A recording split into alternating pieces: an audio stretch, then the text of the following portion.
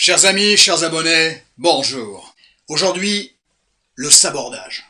Vous savez que c'est un terme maritime, c'est plutôt un terme guerrier, comme la dernière fois le silence radio, je vous ai fait une définition guerrière du terme, n'est-ce pas? C'était son origine, et c'est toujours intéressant de revenir à l'origine des choses. Et bien là, de nouveau, le sabordage est un terme maritime qui était bien souvent le fait de faire couler son propre bateau pour éviter qu'il soit conquis par l'autre.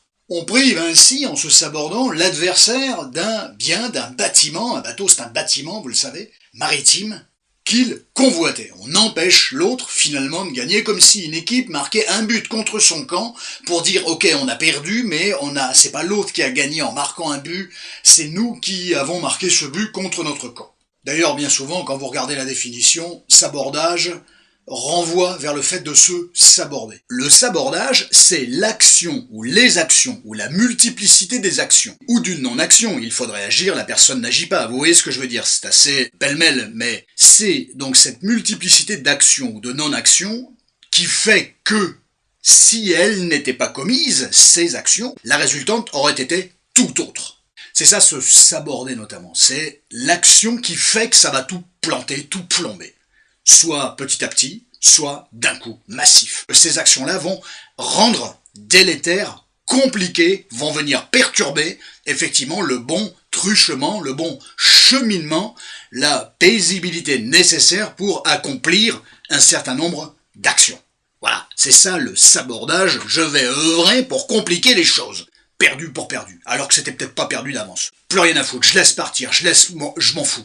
Et ça, effectivement, c'est parfois irrécupérable. On sait très bien que ça va porter préjudice, soit à la personne, soit au couple, soit à une relation particulière, spécifique, soit à un projet professionnel, soit à un projet de carrière, soit à un projet scolaire, éducatif, socio-pédagogique, je ne sais quoi, peu importe, sportif, politique, économique, peu importe. On va essayer de questionner un petit peu pourquoi telle personne est susceptible de se saborder. À quoi ça pourrait? C'est hypothétique. C'est impossible de faire de la casuistique dans une intervention vidéo, on est d'accord. La casuistique, c'est en face d'une personne qui explique qu'il se soit sabordé, il s'en est pas forcément rendu compte d'ailleurs, dans telle ou telle situation, et d'essayer d'aider cette personne à comprendre le pourquoi du comment. Et en règle générale, d'aider cette personne à saisir que ce n'est pas une mécanique, ce n'est pas la première fois que cette personne se saborde de la sorte. Pas exactement de cette manière-là, il n'y a pas de copier-coller parfait, mais à la limite, elle aurait intenté à sa réussite, ou au maintien de sa réussite, ou à son hypothétique réussite, sachant que la réussite peut être absolument multidimensionnelle. Et justement, il va être question de ça, de victoire, ou de maintien d'un statut, ou d'obtenir quelque chose, et de constater les effets qui sont les enjeux, les effets en lien avec une situation précise qui fait qu'un être humain, à un moment donné, je vous fais pas une vidéo pour vous parler de bateau les amis, on est bien d'accord, mais à un moment donné, un être humain, il est capable de se saborder. Ça renvoie à la question du désir. Qu'est-ce que je souhaite? Quels sont les moyens que je vais m'accorder pour obtenir le fruit, la résultante de mon désir, pour le concrétiser, mais néanmoins, à quel degré je pourrais être rattrapé par quelque chose qui me ferait dire « laisse tomber, lâche l'affaire, t'y arriveras pas ». C'est tout l'attrait de notre intervention. Ce préambule est assez énorme, mais il pose relativement bien un jeu de questionnement auquel j'espère l'intervention vidéo va tenter. C'est une tentative, ce n'est qu'une tentative de répondre. Alors le sabordage, il peut avoir lieu effectivement dans bon nombre de situations. Ça peut être une quête sportive, ça peut être une quête professionnelle, ça peut être une quête de diplôme, ça peut être une quête amoureuse, ça peut être un couple qui fonctionne, une relation d'amour qui fonctionne, voilà. Peu importe, il y a une quête, il y a aller chercher quelque chose, obtenir quelque chose ou être dans quelque chose. Une configuration, hein, quelque chose, une configuration. C'est bien que le mot chose veut tout et rien dire, j'en ai fait une vidéo, souvenez-vous de ça. Qu'est-ce qui pourrait donc amener une personne à se saborder, alors que le meilleur pourrait être devant cette personne, voire même le meilleur a été atteint, mais qu'est-ce que je fais après? Et surtout que ça pose une question évidente, peut-être la seule, à quel degré ma réussite, ma perspective de réussite ou ma réussite, elle est autorisée. elle est normale. Qu'est-ce qui est normal? Vous avez vu la vidéo aussi. Elle est normale, elle est logique, elle est légitime. Oh combien j'aime ce mot, légitime. Si c'est pas légitime, vous avez déjà le passeport qui est tamponné pour le sabordage. Potentiel. Pourquoi il y a un sabordage? Parce qu'il y a une grande difficulté à légitimer une réussite, un bon fonctionnement. Les personnes ne se reconnaissent pas dans quelque chose qui fonctionne. Pourquoi? C'est presque simple, c'est presque trop simple, facile à dire bien évidemment. Rien n'est simple. Ô combien je déteste le mot simple et le mot facile, vous le savez, parce qu'il n'y a rien de simple et il n'y a rien de facile dans la vie. Mais effectivement, il y a du mal à légitimer un état de bien-être et un état qui fonctionne bien, avec une bonne résultante, avec un gain quotidien, permanent, parce qu'il y a quelque chose d'inhabituel. C'est pas normal. Cette fameuse phrase dont je vous parlais tout à l'heure, quand les personnes vont bien, elles vont dire « Attention, c'est pas normal, il va se passer quelque chose, il va y avoir une merde. » Pourquoi il y aurait une merde? C'est pas parce que vous avez toujours connu des merdes dans votre vie que forcément il y en a une qui va tomber quand vous allez bien. Attention à ça, c'est une croyance limitante, comme on dit. C'est une fausse croyance. C'est une illusion, ça n'existe pas, ça n'a aucune véracité, ça.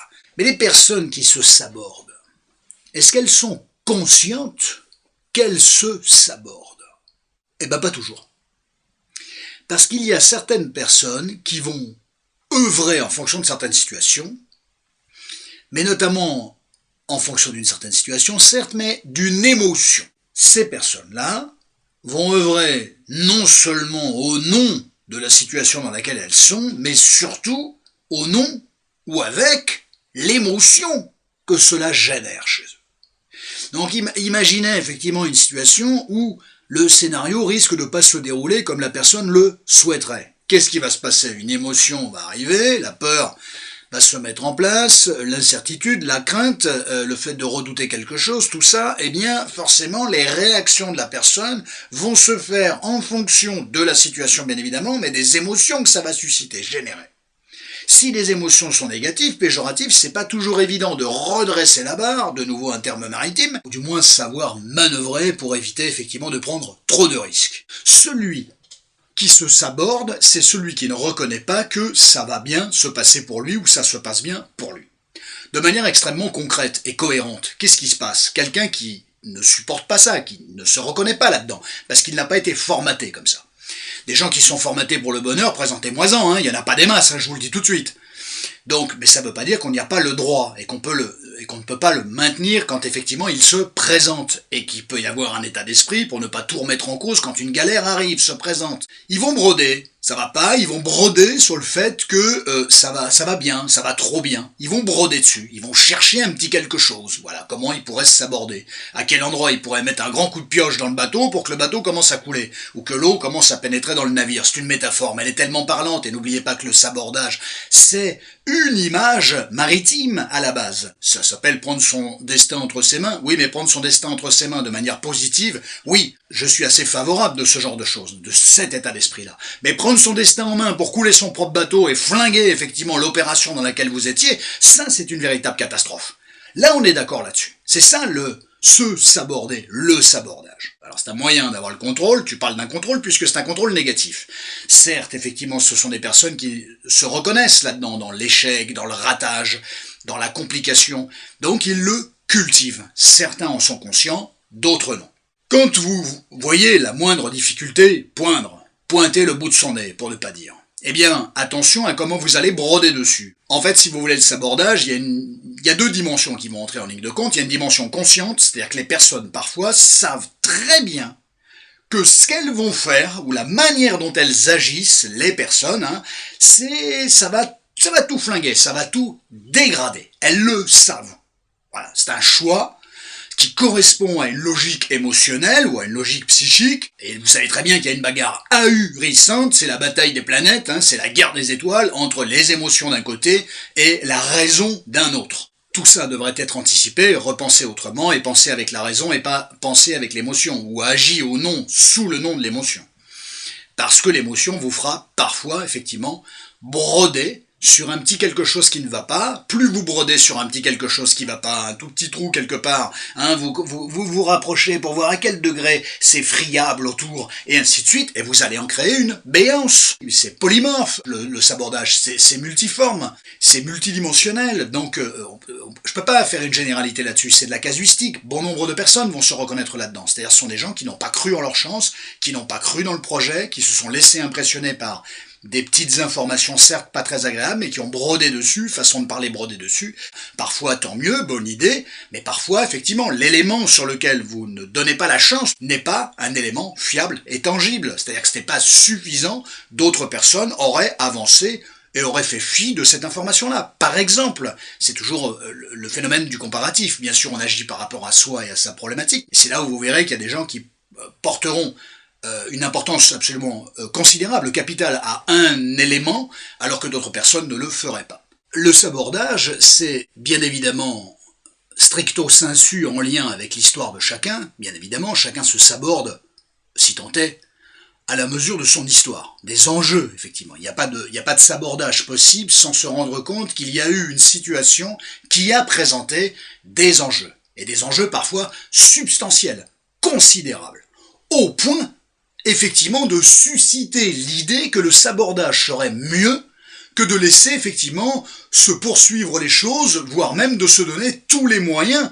pour acheminer à bien un projet ou une résultante, quelle qu'elle soit. Face à l'enjeu substantiel, effectivement, certaines personnes paniquent, soit n'y croient pas, soit se disent c'est pas possible, c'est pas pour moi, mais quand vous faites un truc dans la vie et que vous vous dites c'est pas possible, c'est pas pour moi, vos actions ne sont pas les mêmes que celui qui va agir en disant si, ça passe, il y a un coup à jouer, c'est pour moi. Parfois, quand quelque chose fonctionne, forcément, une belle résultante, quelle qu'elle soit, d'abord le regard que vous allez porter sur vous-même va être différent, il faudra assumer votre victoire, ou assumer effectivement votre sabordage, c'est pas un cadeau.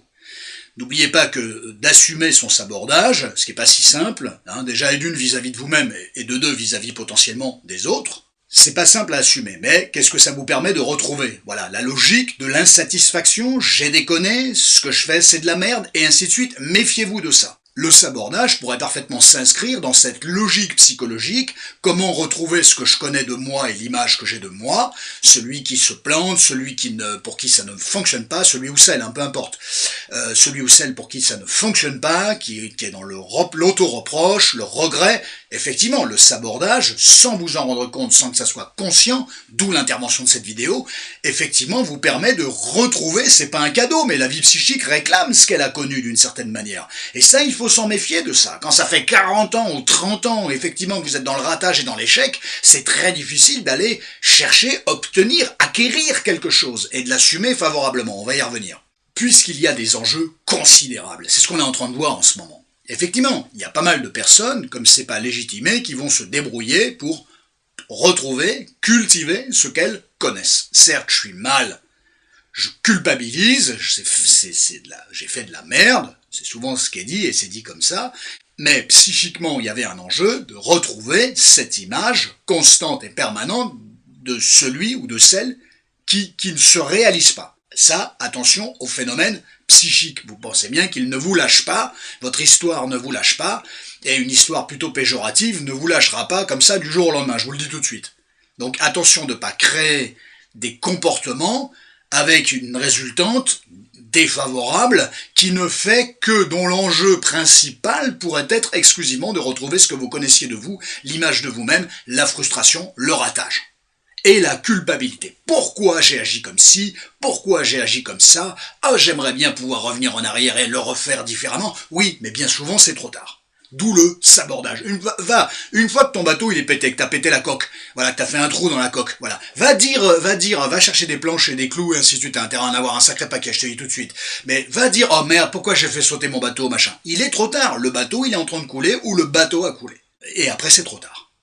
C'est souvent ça. Donc dans l'idéal, c'est d'avoir quand même conscience de garder ses nerfs, et d'avoir conscience, c'est une expression, et d'avoir conscience de ne pas perdre en tout cas cet état de raisonnement et de prendre très très vite d'évaluer les enjeux en fonction de telle ou telle posture. Attention à tout ce qui est de l'ordre du pétage de plomb, qui est peut-être explicable humainement et ainsi de suite, oui, mais le problème c'est que ceux qui ont fait des pétages de plomb notoires, vous pouvez toujours tenter d'expliquer à la personne ou aux personnes ou au groupe ou je ne sais quoi qu'ils avaient pété les plombs, on ne leur trouvera pas forcément des circonstances atténuantes, voilà. Et les gens lui renverront, t'aurais pu ne pas péter les plombs, t'aurais pu ne pas tout faire sauter. Ça, faut arriver à le comprendre. Ceux qui obtiennent effectivement quelque chose qui, selon eux, ils n'étaient pas habilités à le recevoir. Bon, il n'y a pas de hasard, si vous obtenez une victoire, franchement, d'accord, le plan, t'étais là au bon moment, au bon endroit, dans le bon sens du terme, voilà, des fois c'est dans le mauvais sens du terme, mais des fois c'est dans le bon sens du terme. Ouais, une victoire c'est quand même assez rare de gagner, voilà, si t'es là, c'est que voilà, si tu gagnes, c'est que tu devais gagner. Voilà, il y a des critères, tu réponds aux critères, ça passe. Voilà. Il y a des faits, il y a des faits de jeu, il y a des aléas de la vie, il y a tout un tas de choses, bien sûr, mais fondamentalement, t'as gagné. Bon, et ben ça, c'est un statut qui est très difficile à assumer pour certaines personnes. Parce que, comment on assume le statut d'avoir gagné, remporté quelque chose, que quelque chose fonctionne. Voilà, vous avez franchi une étape, un palier. Le regard sur vous-même va être différent. Ensuite, il faut assumer, il y a la pression, parce qu'à partir du moment où vous êtes à un certain niveau, effectivement, il faut maintenir ce niveau-là, voire même, ça peut être intéressant de monter à l'échelon supérieur. Une fois que vous avez franchi un cap, voilà, il y a une pression à vous-même qui est terrible, parce qu'il faut assurer le coup, voilà, et puis voire même avoir plus d'ambition, parce que maintenant, l'impossible devient possible, d'une certaine manière. Et face à cette phrase, d'ailleurs, l'impossible qui devient possible, imaginez pas ô combien c'est déstabilisant dans l'idée, alors imaginez dans les faits, et imaginez ô combien cette logique de l'impossible qui devient possible peut créer, susciter le phénomène du sabordage. Vous saisissez parfaitement la logique. Une fois que vous avez fonctionné bien, que quelque chose fonctionne bien, le regard des autres va être différent sur vous. Forcément. Mais à quel degré c'est facile, à quel degré c'est accessible, on va dire, la différence du regard des autres. Pour de nombreuses personnes, à partir du moment où on va les regarder différemment, au nom d'un acquis, au nom d'un statut, d'un nouveau statut, effectivement, il va y avoir une différenciation dans les relations avec les gens. Il va y avoir une évolution dans les relations avec les gens. Et ça, ils peuvent le redouter. À partir du moment où vous redoutez quelque chose, vous avez déjà potentiellement la logique du sabordage qui est capable de se mettre en place. Parce qu'il y a des enjeux qui ne sont pas toujours conscients. Et ça peut être pas mal, justement, de les évaluer pour voir où est-ce que vous en êtes par rapport à ça, pour éviter de tomber dans le piège du fait de se saborder, du sabordage. En période de tempête, tu ferais n'importe quoi pour tu serais prêt à faire demi-tour des fois. Ce que tu peux faire, ça peut être une bonne idée, mais des fois c'est surtout ce qu'il faut pas faire. Surtout ce qu'il faut pas faire. Au cœur de la tempête, tu fais pas demi-tour. Tu fais plus demi-tour. C'est trop tard. Tu dois la traverser. Et pas n'importe comment. Et pas, puisque ça y est, il y a fort peu de chances qu'on y arrive. Non, peu de chance, c'est déjà beaucoup. Peu de chance, c'est déjà beaucoup. 5-10% de chance, beaucoup de gens que j'ai rencontrés me disent 5-10% de chance, laisse tomber, c'est mort. Quel c'est mort? Quel c'est mort? Même 1% de chance, il y a un coup à jouer extraordinaire. Il faut le jouer. Concernant le couple, ou les rencontres, certaines personnes se sabordent, mais en étant persuadées que c'était bien d'agir comme ça. C'était exactement ça qu'il fallait faire. Or, ça a été très mal interrogé, c'est mal calculé, parce que les personnes, et d'une, sont dépassées par les événements, et quand elles en parlent avec d'autres personnes, l'autre personne dit mais c'est pas ça qu'il fallait faire. Mais il aurait jamais fallu faire ça. Mais la personne qui agissait à ce moment-là n'avait pas vu les choses autrement. C'est bien le problème. N'ayez pas peur, avant de faire quoi que ce soit, d'exposer votre solution à quelqu'un, à un proche, un ami, je ne sais quoi, pour avoir un autre point de vue que le vôtre. On peut manquer de distance par rapport à ça parfois, donc c'est bien d'avoir le point de vue de quelqu'un. Soit ça confirme votre idée, soit effectivement ça fait un peu effet équilibre. Ce qui compte, c'est de se rendre compte de ce qui ne fonctionne pas. Malheureusement, ça n'a pas lieu souvent en amont. Ça a toujours lieu au moment où ça commence singulièrement à se casser la gueule. Si un des deux se rend compte qu'à un moment donné, le couple est en déperdition, en perdition, l'un des deux membres du couple, il risque de paniquer. En paniquant, il risque de faire n'importe quoi. À trop vouloir récupérer parfois une situation qui devient extrêmement compliquée, la personne est capable d'œuvrer, mais finalement à l'encontre des intérêts du couple. Parce qu'elle va avoir un comportement qui n'est absolument pas ce qu'il faudrait faire eu égard au comportement de l'autre. Alors bien sûr, ça peut être pour le réveiller, mais attention, du type de réveil qui peut être proposé à ce moment-là. Mais ça vise à créer un élément déclencheur chez l'autre, et en fait, bien souvent, ça peut tout faire sauter d'un coup. Donc ce qui visait potentiellement à faire réagir l'autre, éloigne l'autre, casse littéralement le couple en deux, et de manière parfois, bien souvent pour ne pas dire, de manière irréparable. Irréparable. la personnalité évitante par exemple, est une spécialiste, façon de parler, et malgré elle, d'une certaine manière, elle en souffre. Mais néanmoins, vaut mieux souffrir d'un ratage, et j'avais les choses en main, plutôt que de laisser l'autre, à un moment donné, m'abandonner, se moquer de moi, me faire croire en des choses qui n'existent pas, et ainsi de suite. C'est un peu ça, prendre son sort en main, oui, mais de manière négative, malheureusement. Ce sont des personnes qui effectivement risquent de se saborder, vont broder sur quelque chose qui ne fonctionne pas, vont prendre du recul de la distance, vont dire bon ok j'arrête, ça marchera pas, alors qu'il n'y a pas la preuve que ça ne va pas fonctionner. Est-ce que quand une personne se saborde, est-ce qu'elle évalue, ça me paraît important, est-ce qu'elle évalue le risque qu'elle prend? Si oui, il faut que cette personne en urgence, de toute urgence, se pose la question, attention à quel degré je pousse mon geste, mon acte, mon comportement, pour pouvoir effectivement éviter la catastrophe. Dans les couples qui se quittent, il y a des partenaires des fois qui pètent les plombs, style perdu pour perdu, donc je peux faire tout et n'importe quoi. Le problème, c'est que d'abord, c'était peut-être pas si, c'était mal barré, c'est vrai, mal engagé, c'était peut-être pas autant perdu pour perdu, mais la personne a cru que c'était perdu pour perdu, donc plus de pression, donc je peux faire n'importe quoi. Et c'est en faisant n'importe quoi, en pétant littéralement les plombs, comme dirait l'expression, qu'elles ont tout perdu, ces personnes-là. Attention à une mauvaise évaluation.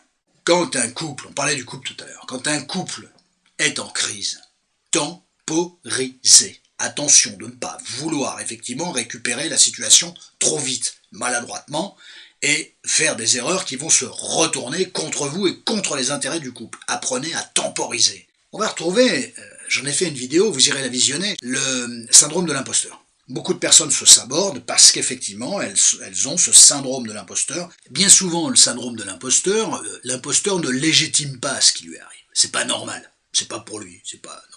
Le syndrome de l'imposteur, c'est effectivement un passeport pour l'insatisfaction permanente, et surtout pour, c'est normal que je me plante, et si les faits de la vie font que je me plante pas, je vais donner un petit coup de mince, je vais me saborder. Certains ont obtenu effectivement le fruit de ce qu'ils souhaitaient, mais le problème c'est que derrière, quand tu es au haut de la côte, derrière c'est de la descente, comme on dit. Voilà. Il faut avoir presque une autre ambition, un autre sommet, d'autres cimes, parce que sinon, effectivement, c'est de la descente pour de la descente. Et ça va pas la descente. C'est bien la montée, c'est bien de courir derrière un objectif. La montée étant plutôt associée effectivement à la quête d'un objectif. La descente serait plutôt, pas la descente aux enfers, n'exagérons rien, mais la quête c'est difficile, c'est pour ça qu'on parle de montée, de difficulté, surmonter quelque chose. On parle rarement d'une descente vers la conquête, c'est quand même assez rare, c'est plus rare. C'est souvent une montée, dans le symbole, dans la métaphore. Oui, votre place est légitime. Donc il y a un problème d'estime de soi. Voilà tout ce qu'on peut dire. Il y a le syndrome de l'imposteur. Il y a aussi dans le sabordage, autre chose tout à fait intéressante, il y a la quête du mal-être. Quand une personne a grandi plutôt dans une configuration où elle n'était pas bien avec elle-même, qu'elle ne se réalisait pas. Attention de ne pas retrouver ce caractère dépressif, j'ai raté ma vie, je me suis planté, c'est pas difficile de s'aborder pour cultiver cette petite musique-là. Catastrophique petite musique. Bien évidemment, quand on ne s'est pas réalisé pendant un certain nombre d'années, on ne se réalise pas comme ça du jour au lendemain. Non. Ça peut même être très déstabilisant. Qu'est-ce que je fais de ça? C'est ce que je vous expliquais. Il y a quoi derrière une conquête? Il y a quoi? Je fais quoi maintenant? Et c'est là que ça se pose. Et comme les gens n'y ont pas pensé, ils n'ont pas de plan B, et effectivement, ça peut être très compliqué parfois. Il y a une perte de sens. Forcément, il n'y a pas un autre désir qui se met derrière un désir, en fait, si vous voulez. La vie, c'est un désir permanent. Le sens de la vie, c'est le désir. Le désir, c'est pas sexuel, ça n'a rien à voir. Le désir, c'est un but, c'est un objectif, c'est un désir, voilà. C'est le désir qui drive notre existence. Donc, cherchez votre désir, trouvez votre désir. Mais face à la réalisation de votre désir, ne soyez pas étonné qu'il y ait un état de turpitude, une zone de turbulence, certes impressionnante, mais en règle générale sans risque. C'est pas parce qu'il y a une zone de turbulence que forcément il faut faire demi-tour. Non, ça peut être très excitant d'ailleurs une zone de turbulence. Parce qu'il y a quelque chose derrière, c'est bon signe, ça veut dire que vous êtes sur la bonne trajectoire. Vous avez quitté le tarmac, vous êtes en chemin. C'est ça qu'il faut voir. Ne vous laissez pas impressionner par ce qui est impressionnant. Il y a tellement à dire sur ce thème du sabordage. D'autres exemples, vous menez à bien une expérience, quelle qu'elle soit. Et puis à un moment donné, vous estimez que, allez, ça y est, c'est gagné, c'est quasi gagné. Attention les amis, tant que c'est pas totalement joué, sifflé, gagné, plié, et que le jeu est arrêté, vous ne devez jamais considérer que c'est gagné. tant que c'est pas gagné, tant que t'as pas passé la ligne d'arrivée, tant que le dernier point n'est pas gagné, tant que l'arbitre n'a pas sifflé la fin du match, tant que le résultat n'a pas été entériné par je ne sais quelle instance, ce n'est pas gagné. Donc ne vous relâchez pas. On se relâche effectivement quand c'est sûr. Dans les relations humaines, mes petits amis, c'est jamais sûr. Dans les relations humaines, c'est jamais gagné. Donc l'erreur de dire ça y est, c'est joué, c'est gagné, j'ai une marge de manœuvre, j'ai une certaine amplitude, mais vous m'oubliez ça rapidement. Façon de parler, je ne vous dis pas ça de manière péremptoire, c'est de la bienveillance pour éviter que vous tombiez dans les pièges que vous avez créés vous-même. On parle de quoi là? Du sabordage. Estimer qu'une personne, effectivement, c'est gagné, je peux faire ce que je veux, c'est gagné, c'est joué, j'en fais ce que j'en veux, je la récupère quand je veux, je le récupère quand je veux, et ainsi de suite. Cette nana est à ma botte, ce mec est à ma botte, jusqu'où? Jusqu'à quand? Donc, comment se fait-il que je me permette d'agir de telle ou telle manière? Et là, il y a un petit souci, il y a un gros souci même. Mais ça, c'est encore une autre affaire, on en reparlera, ou on en a déjà tellement parlé. Mais je crois que tout ce qu'on a déjà dit n'est jamais rien, ou est si peu, par rapport à tout ce qu'on devrait encore en dire. C'est ça qui me paraît important. Donc, prendre la confiance et se dire, ça y est, c'est gagné, se relâcher, ça, c'est un formidable sabordage, d'une certaine manière. Par erreur. Voilà, j'ai mal calculé mon coup. Voilà, ben oui, mais ce coup-là, il pouvait être calculé autrement. T'aurais pu te relâcher 10 mètres plus loin. Et là, t'aurais gagné, t'aurais franchi la ligne. Le sabordage pose la question, oui, j'ai le droit à ce que ça fonctionne bien pour moi. Oui. Oui, j'ai pas connu ça, j'ai pas grandi là-dedans, et les 30 ou 40 premières années de ma vie, c'était pas ça. Ok, c'est pas parce que t'as bouffé du sable toute ta vie que t'es obligé de bouffer du sable jusqu'à la fin de tes jours. Mais il va falloir vous persuader que vous avez le droit de manger autre chose. C'est une métaphore, les amis. Sinon, vous allez bouffer du sable et du gravier toute votre vie. Attention. Donc c'est bien une histoire d'état d'esprit. Ensuite, quand vous allez commencer à manger autre chose, effectivement, il faudra vous déshabituer du sable, et puis il faudra vous habituer effectivement à un autre produit. Mais vous y avez le droit. Mais c'est pas parce que vous avez mangé du sable toute votre vie qu'il faut manger 1 kilo d'un truc plutôt agréable à manger. Non, il va y avoir une indigestion, vous allez être malade. Vous comprenez? C'est une image, mais vous comprenez, vous saisissez cette image-là. Voilà, il me semble avoir été suffisamment exhaustif pour déplier cette notion du sabordage, de l'auto-sabordage. J'espère vous avoir intéressé, pour ne pas dire passionné. Voilà, moi ça m'a passionné de vous parler de ça. Je pense que j'ai pas dit en fait la moitié de ce que je voulais vous raconter, mais c'est pas grave, on fera un sabordage 2. Prenez tous un immensissime soin de vous. À très bientôt, chers amis.